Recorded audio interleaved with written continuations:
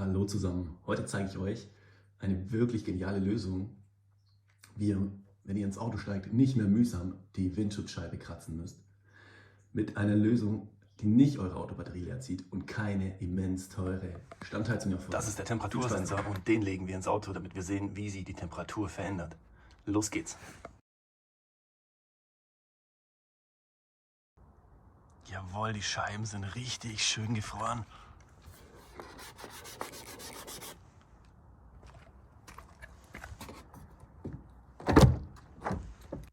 So, wir sind im Inneren vom Auto. Ich lege den Temperatursensor auf die Beifahrerseite, um zu schauen, wie sich die Temperatur entwickelt. Man sieht schön, die Windschutzscheibe, sie ist gefroren. Und jetzt die Frage, was machen wir? Ich zeig's euch. Und hier seht ihr ein wunderbares, kein Akkuschrauber, ein Makita-Gerät. Es ist ein Heißluftföhn. Und ich zeige euch jetzt, wie ihr mit diesem Heißluftföhn eure Windschutzscheibe frei bekommt in kurzer Zeit. Los geht's. Und ich zeige euch, wo ich euch empfehle, diese Heißluftpistole einzuhängen.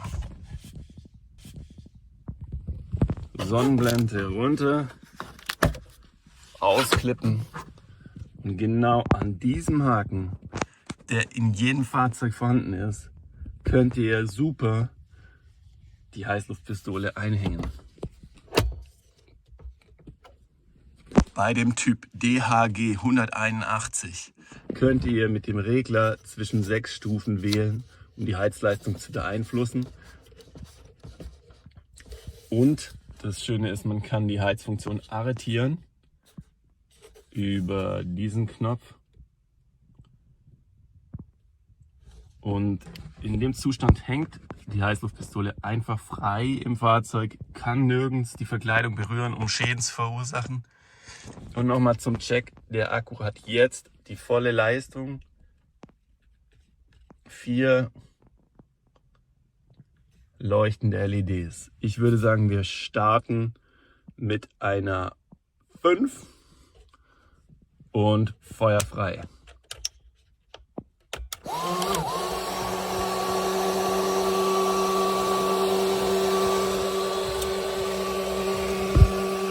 So, wir sind wieder draußen. Hier ist unser Smart und schaut euch das an.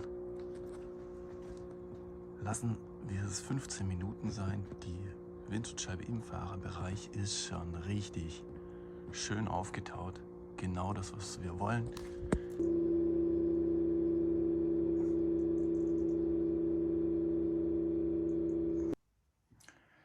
Also Leute, hier ist der schöne Heißluftföhn von Makita DHG 181 hier. Was ich toll finde an der Möglichkeit, diesen als Standheizung einzusetzen, ist, dass ihr von jedem beliebigen Gerät den Akku einfach nehmen könnt, den ihr sowieso schon besitzt, auch natürlich von eurem Akkusystem, Bosch und Co. Dann habt ihr zu Hause erstens mal einen Heißluftföhn, den man immer mal wieder gebrauchen kann, Lacke wegmachen, Farben wegmachen und so weiter. Seht ihr verschiedene Aufsätze, die noch dabei sind. Wie gesagt, hinten der Regler 6-stufig plus super flexible Halterung, hatte ich schon gesagt. Und ja, ist einfach eine günstige Alternative zu einer wirklichen Nachrüstung von der Standheizung. Aber man sieht es natürlich, es hat nicht die Power wie eine echte Standheizung, keine Frage. Aber man hat ein eistes Sichtfenster, muss morgens kurz die Maschine reinhängen. Das Gute ist, der Akku wird nicht leer gezogen von der Autobatterie. Das heißt, jeden Morgen leichterer Start, bisschen aufgeheizte Innenraumtemperatur, wobei sich die ehrlicherweise in Grenzen hält.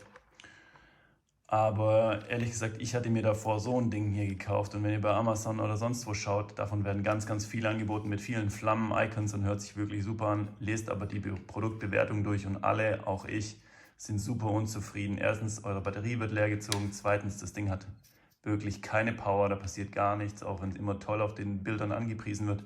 Das heißt, bevor ihr hier euer Geld versenkt und nachher das Ding nicht weiter gebrauchen könnt, halte ich die Option hier deutlich kraftvoller. Ihr könnt im Zweifel einen zweiten Akku einsetzen.